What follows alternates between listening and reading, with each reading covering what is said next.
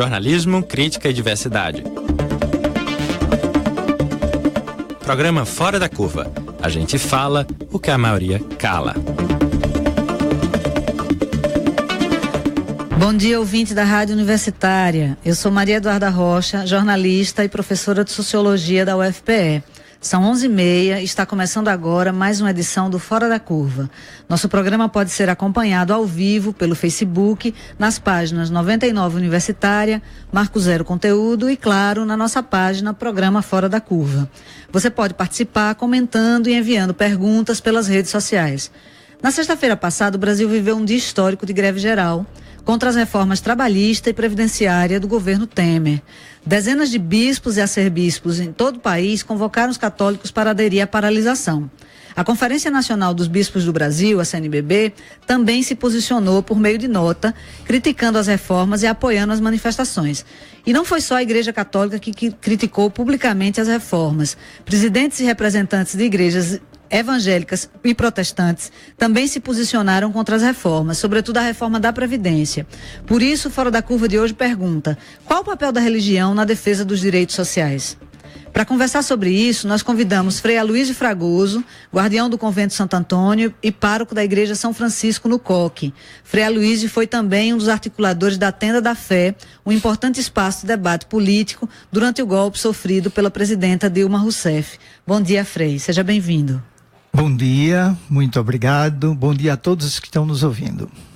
Também está aqui com a gente o pastor da Igreja Batista do Coqueiral, José Marcos da Silva, que também faz parte da Escola de Fé e Política em Pernambuco. Bom dia, pastor. Bom dia, Eduarda. Bom dia a todos os ouvintes. E comigo nas entrevistas está hoje Luiz Pinto, professor de Comunicação da Universidade Católica de Pernambuco e jornalista da Marco Zero Conteúdo. Bom dia, Luiz. Bom dia a todos, bom dia. Eduardo, você vai permitir só que eu faça uma pequena correção. Já faz muitos anos que eu não sou mais o guardião do convento da Rua do Imperador, né? Não tem problema, tá Frei. É porque no nosso coração você será sempre guardião de é. todas as coisas boas. É só para que o guardião lá não fique preocupado com dois certeza, guardiões. o senhor não está querendo tomar o lugar dele, não, né? Não estou. Ok.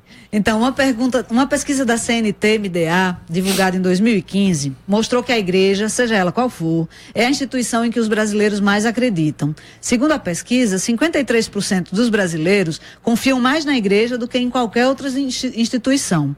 Então a gente pergunta qual o papel da igreja nesse momento em que temos um governo e um congresso que ignoram as ruas, uma mídia que majoritariamente apoia um presidente ilegítimo e uma dificuldade de reação por parte das forças de oposição às reformas do governo Temer. Frei.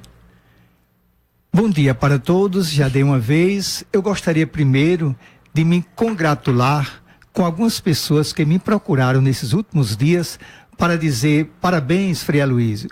Parabéns porque finalmente a igreja toma outra vez posições claras, diretas e firmes em favor dos direitos humanos, sobretudo dos mais fracos, dos mais pobres. Além disso, eu volto a praticar a religião por causa disso. A gente vê que a posição do pastor, a posição oficial dos responsáveis, como ela significa um testemunho que novamente atrai os cristãos autênticos, né, os cristãos verdadeiros. Mas eu me permito, de início, já que o tempo é curto, né, de expor alguma fundamentação bíblica, já que a Bíblia é quem de fato inspira e também é quem impulsiona esses pastores, né? A Bíblia toda, do começo ao fim, é uma demonstração de que Deus está à frente do seu povo na defesa de sua vida e de seus direitos, né? Já no livro dos Salmos está escrito assim: todas as nossas angústias estão na vossa presença, Senhor, e nenhum gemido de ninguém na face da terra será oculto aos olhos do Senhor. Os profetas, quando eles percebiam a discordância entre a prática religiosa e a atenção aos dramas do direito humano, da justiça social, eles gritavam em nome de Deus. O profeta Amós, por exemplo, em uma passagem do capítulo 5, ele diz assim: assim fala o Senhor, detesto as vossas festas religiosas. O som de vossas músicas não chega aos meus ouvidos, e eu não aprecio o perfume de vossas oferendas. O que eu quero é ver o direito brotando como uma fonte de água viva e a justiça correndo como um rio caudaloso, né? E também o profeta Isaías, ele também conclama pela mesma razão, quando ele escreve assim, no capítulo 58, parem com esse jejum que vocês estão fazendo, porque o jejum que eu aprecio é outro, é desatar as cadeias do jugo, é desatrelar as correntes da injustiça, é livrar os oprimidos e pôr fim a toda injustiça e exploração. E para terminar essa parte, Jesus mais do que ninguém, sobretudo com seu exemplo, ele se colocou contrariando a lei vigente do lado dos excluídos.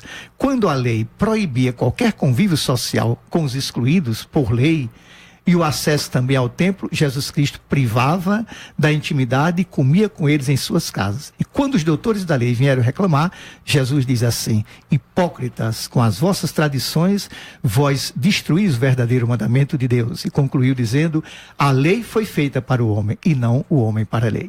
É alguma fundamentação bíblica para dar força ao que vem depois. Sim, então de certa maneira é como se a Igreja Católica se reencontrasse com o postulado da fraternidade cristã, não é? Isso, então, na verdade, todas essas forças conservadoras que estão no projeto de desmonte de direitos são representadas por pessoas que não conseguem enxergar o rosto de Cristo, naquelas pessoas que vão ficar sem aposentadoria, naquelas pessoas que vão ser condenadas ao trabalho precário, né? Então, a gente tem que refletir em que medida, às vezes, a palavra de Cristo e de Deus, né, não tem sido usada em vão também nesse contexto.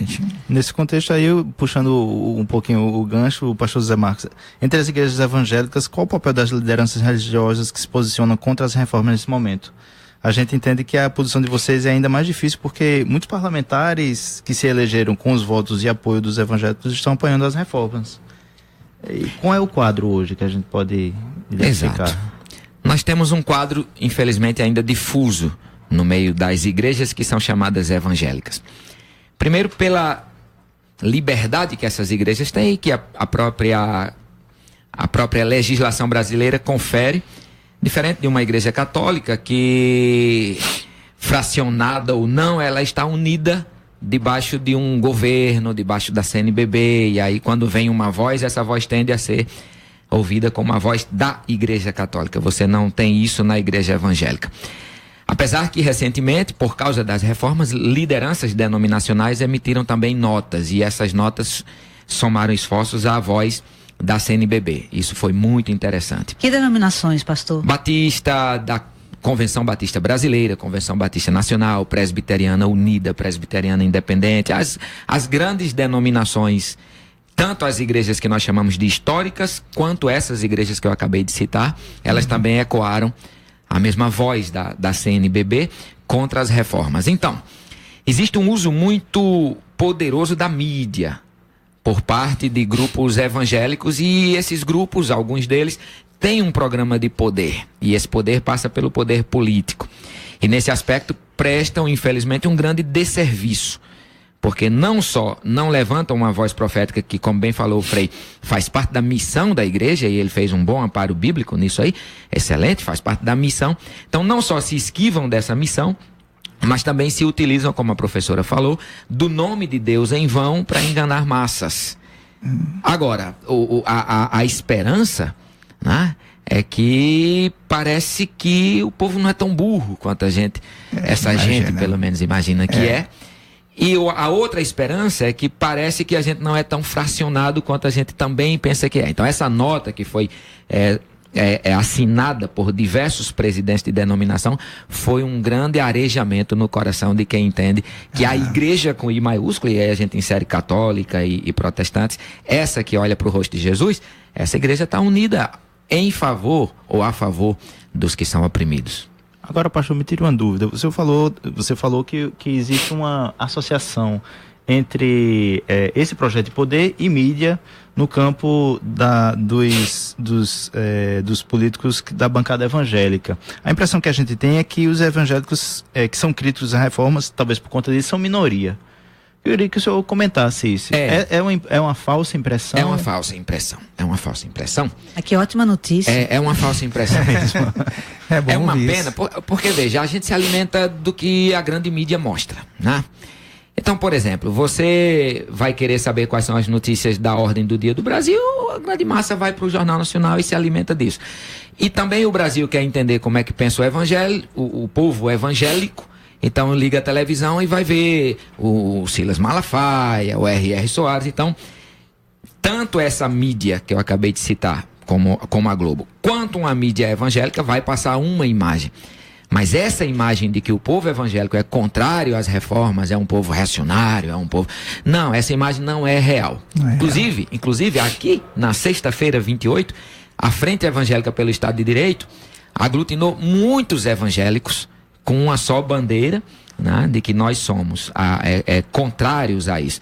E, de forma geral, a maioria dos evangélicos, como a maioria do povo brasileiro, é contrária a essas reformas. Então a gente não pode se iludir por aquilo que a grande mídia mostra sobre a opinião popular, nem aquilo que a mídia religiosa mostra dizendo que aquilo é ser evangélico. Não.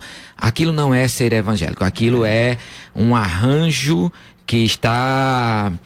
a serviço de um poder, ou de um projeto de poder, de denominações que nós chamamos de neopentecostais, e aí você pensa Universal do Reino de Deus, e ela capitaneia uma sequência de outras, mas não é majoritário, não. Eu não sei se posso interferir assim. Deve, claro. Quanto mais aberta a conversa, melhor. O pastor Marcos acaba de transferir para mim, né, na sua colocação tão aberta. Eu tirei uma pergunta a fazer, não sei nem se tem o direito.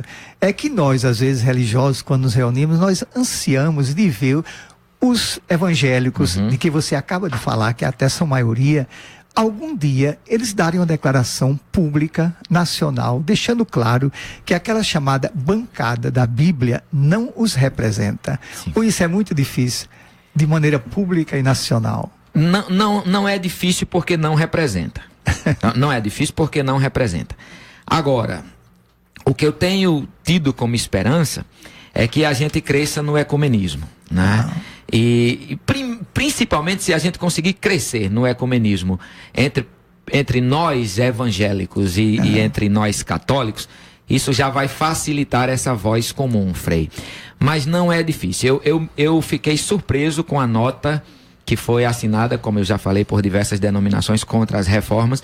Eu acho que isso é um passo de unidade e eu sempre digo lá no meu púlpito, está na hora de se levantar uma voz evangélica contra vozes evangélicas. Isso seria muito bom, né? Interessante. Eu tenho esperança nisso.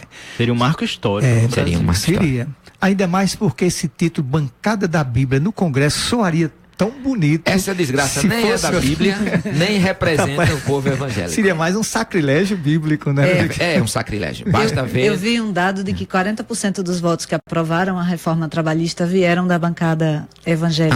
É uma bancada corrompida, tanto é que é associada ao que se chama lá em Brasília de bancada da bala e a bancada do boi, que é o BBB. Ela é conhecida, essas três, como a bancada do mal, a grande bancada do mal. Então, uma pessoa que se denomina bancada de Bíblia, ser chamada de bancada do mal, não pode representar o povo evangélico. Não pode representar povo nenhum. Não pode representar povo nenhum. Frei, eu queria só fazer uma pergunta. Em relação à Igreja Católica, o senhor não acha que houve uma certa demora em assumir esse posicionamento público? Não tenho a mínima dúvida, né? Houve uma certa demora que procede também dos anos passados, desde o pontificado de João Paulo II, que foi um grande papa, mas que foi um retrocesso na Igreja com referência às posições diante das questões sociais. Desde aí arrefeceu muito entre os pastores, entre os padres, pela formação do novo clero também, essa vontade de se colocar em favor dos direitos humanos. Demorou muito. Por isso que agora foi uma surpresa que lavou nossa alma. Pois é, antes tarde do que nunca, né, E essa surpresa, em grande parte, devida ao Papa Francisco. Quando ele esteve no Brasil, ele disse: ninguém pode permanecer insensível às desigualdades que continuam nesse mundo. Daí em diante, então, ele começou a nos dar o fogo de que precisávamos. Pois é, um papa fundamental para a renovação da própria igreja, né? E, inclusive, se negou a vir, né? Recusou o convite do presidente ilegítimo para visitar o Brasil nessas circunstâncias, né? Bom, para você que está sintonizando agora, esse é o Fora da Curva, um programa de entrevistas que vai ao ar de segunda a sexta, aqui na Rádio Universitária, a nossa rádio pública.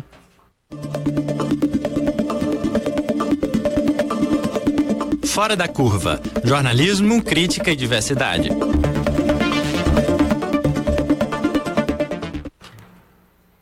Desculpa. Então, quando a gente fala de direitos sociais, não está falando apenas de direitos trabalhistas e previdenciários, né? Existem também outros projetos hoje ameaçados no país, e alguns deles são projetos que ameaçam direitos no país, como, por exemplo, o da lei da escola sem partido, que tramita hoje no Congresso Nacional, um na Câmara e outro no Senado. Os projetos de lei da escola sem partido dedicam atenção especial à moral e à religião. O projeto que tramita no Senado diz textualmente que o professor não pode tratar em sala de aula de assuntos morais que não tenham sido aprovados pelos pais ou que contrariem indiretamente a crença religiosa dos alunos. Com isso, exclui, por exemplo, as discussões sobre gênero e sexualidade na escola, uma proibição que, aliás, se tornou uma bandeira de parlamentares evangélicos, seja em nível municipal ou federal. Pastor Zé Marcos, como é que o senhor avalia esse tipo de intervenção direta da religião no âmbito das leis? Uma coisa muito saudável é a laicidade do Estado. Eu sou um batista e um princípio batista é a liberdade do indivíduo. Eu tenho um amigo que diz: a diferença entre Estado Islâmico e esse tipo de gente é a arma. Bota a arma na mão de um deputado desse, que ele vai fazer a mesma coisa. Então eu entendo que o Estado laico é uma grande conquista da gente. E aí, todas as vezes que uma fé, ela quer se impor, seja essa fé a minha ou a de qualquer outra pessoa, ela quer se impor a liberdade do sujeito em qualquer área, isso é um grande risco. Então eu vejo como um grande risco. Então, de que atuação política a gente está falando aqui? Uma coisa é a igreja intervir, defendendo os direitos das pessoas mais frágeis, né, em situação de fragilidade social aqui no Brasil. Outra coisa é uma igreja se arvorar em legisladora para o conjunto de uma população que tem outras filiações religiosas, ou até nem tem religião, que também é um direito das pessoas. Sim. Sem dúvida. Agora, preocupa também, pelo menos a nossa igreja, a mentalidade que está por trás. De fato, nossas escolas elementares ou universitárias, elas estão realmente criando cidadãos e cidadãs para construir uma nação com base nas ideias da democracia, dos direitos humanos, do ser humano, ou estão querendo produzir mão de obra para as grandes empresas de trabalho? Às vezes a gente tem a impressão que elas têm apenas que produzir mão de obra para o mundo do trabalho na economia do mercado. Isso preocupa. Porque aí desaparece toda a fundamentação cristã, toda a fundamentação humana e vem somente o interesse da economia de mercado. Isso preocupa. Por isso, de vez em quando, uma interferência mais forte pode acontecer. Se a gente considerar uma condição forte e estrutural de dificuldades, de instabilidade econômica, de dificuldade de aquisição de bens, etc., isso fica mais cruel ainda, né? É mais cruel. Porque o que fica de imediato como agenda é a sobrevivência. É participar da ciranda de consumo e se manter vivo. Exatamente. E sobrevivência, leia-se não só a satisfação das necessidades básicas, mas a satisfação de necessidades impostas, como exatamente. A do luxo, a do mostrar que o meu celular é melhor, que o meu carro é melhor. Então, consumismo esse consumismo que finda se impondo como um ato de sobrevivência também. Por que um menino de 14, 15 anos vai vender crack na periferia? Porque se ele não anda com a pulseira de prata, ele não tem autoridade dentro da sua turma. Então, finda que isso se impõe também como uma questão de sobrevivência. Isso é muito, no aspecto mais amplo da palavra, isso é muito satânico. Sem dúvida. A gente fica pensando, né, em que medida isso também não é... Quer dizer, a gente tem essa questão da importância dos bens de consumo para a construção das identidades pessoais. Isso é uma tendência global. Mas no Brasil, como a gente tem o valor da igualdade fundamental entre as pessoas sendo historicamente muito frágil, né? Nós somos uma sociedade saída da escravidão. Então, os bens de consumo, eles são uma senha de reconhecimento social talvez mais importante do que em outros lugares. Aí eu fico me perguntando, qual o papel da religião? O papel político da religião não estaria ligado ao fato dela chamar a atenção das pessoas para essa dimensão coletiva da existência humana? Sem dúvida. No fundo, o que nós almejamos com finalidade é essa, mudar um mundo do supérfluo, uma sociedade do supérfluo, da abundância para alguns, para um mundo do suficiente para todos. Desde que todos tenham o suficiente, alguns, por seu talento e seu esforço, terão direito a se elevar mais na sociedade, né? Se me permite, eu leria um pensamento do Papa a esse respeito, né? O Papa Francisco, em que ele diz assim: o grande risco do mundo atual, com sua avassaladora oferta de consumo, é uma tristeza individualista que brota do coração acomodado, da busca desordenada do prazer individual e da consciência isolada.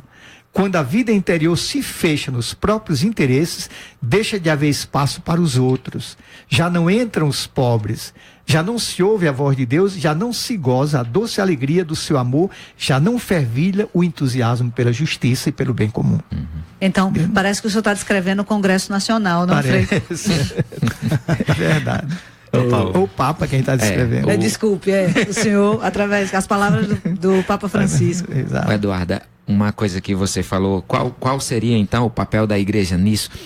Então veja, a igreja tem uma ferramenta muito poderosa na mão, porque o exemplo de Jesus é muito claro, e ele diz que veio para dar vida e vida plena. E vida plena é vida sem falta e sem sobra.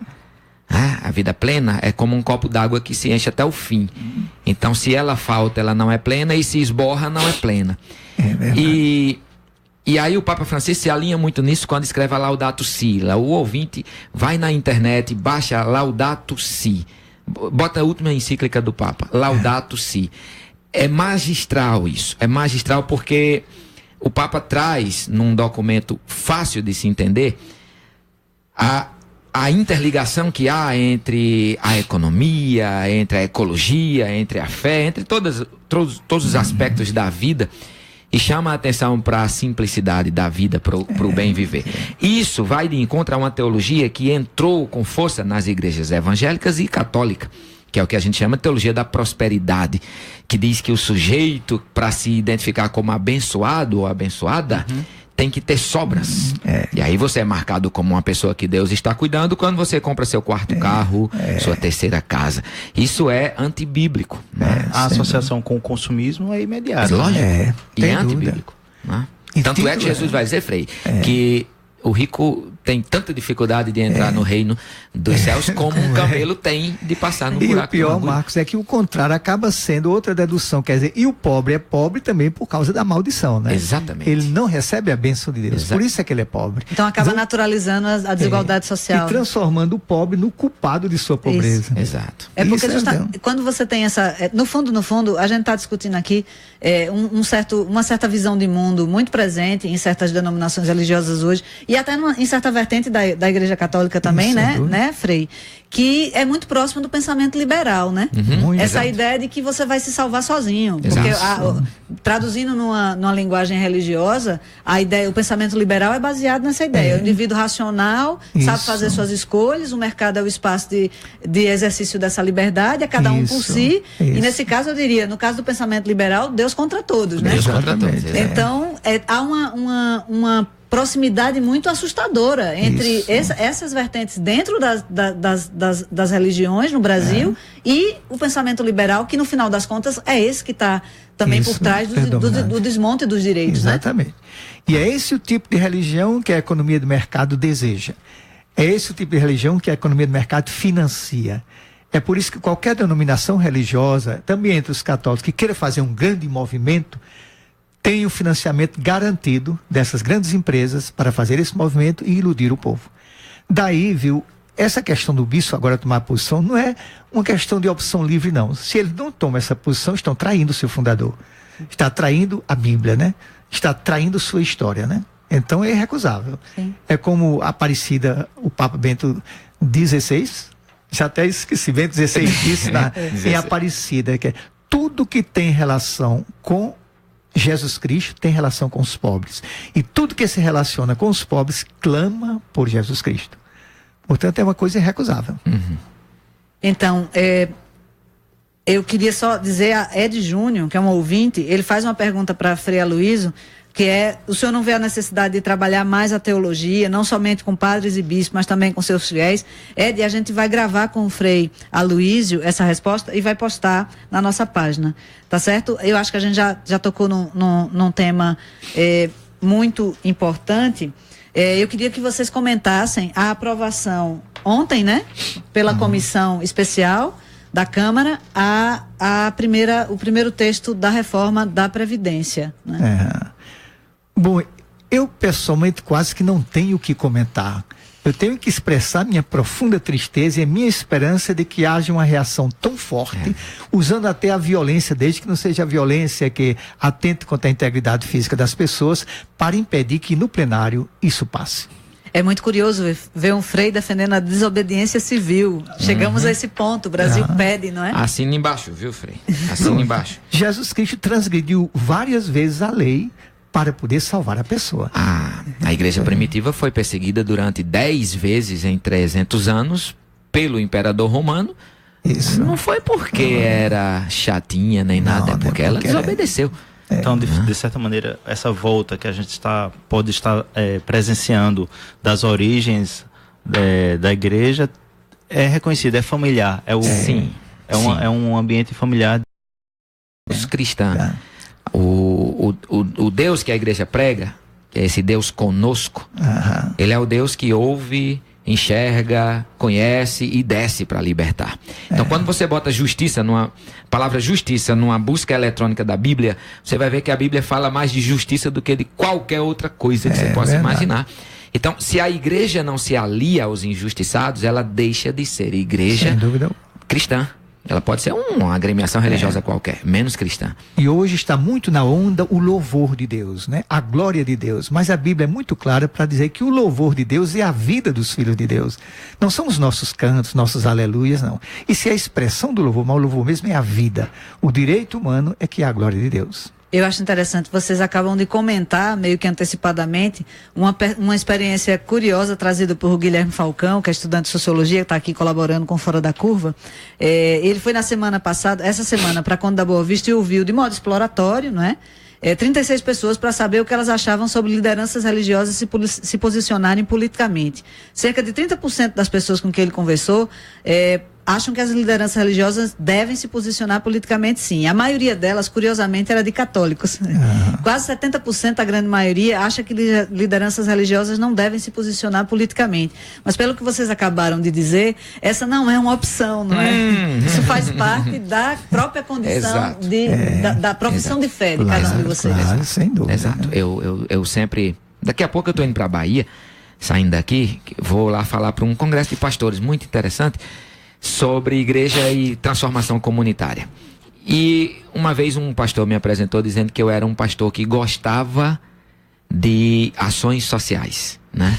De cuidados com as questões comuns. Eu disse, isso não é uma questão de opção da igreja, é um imperativo da fé. O mundo todo pode dizer que igreja não pode se envolver com política, mas se ela for bíblica, ela tem que se preocupar com a causa comum. Sem dúvida. Então, nós estamos chegando ao final do programa e o programa de hoje, todos os outros do Fora da Curva, estão disponíveis em nossa página no Facebook e no nosso canal no YouTube. Nas duas plataformas, basta procurar por Programa Fora da Curva. Acompanhe a gente e ajude a divulgar. Fora da Curva de hoje teve a produção de Ivana Fechini e Lula Pinto, nas redes sociais, Roberto Peixoto. E todos os dias, na divulgação nas redes sociais, Renê Lucena e Maiara Cavalcante. Na pesquisa e apoio, Guilherme Falcão. Trabalhos técnicos de Chico Rocha. Fora da Curva é uma realização do Departamento de Comunicação Social da UFPE, com apoio do Departamento de Sociologia e do Núcleo de Rádio e TV Universitárias. Parceria com a Marco Zero Conteúdo, Centro de Cultura Luiz Freire, Centro das Mulheres do Cabo, Centro Sabiá e Coletivo Terral. Essa foi a edição do dia 4 de maio de 2017. Amanhã você fica com a apresentação de Bruno Nogueira discutindo o tema Por que tanta violência contra o povo indígena? Eu queria agradecer a vocês e dizer que vocês serão sempre muito bem-vindos aqui. A gente agradece. Muito obrigado, agradecemos. Obrigado, boa tarde. Fora da Curva. A gente fala o que a maioria cala. 12 horas.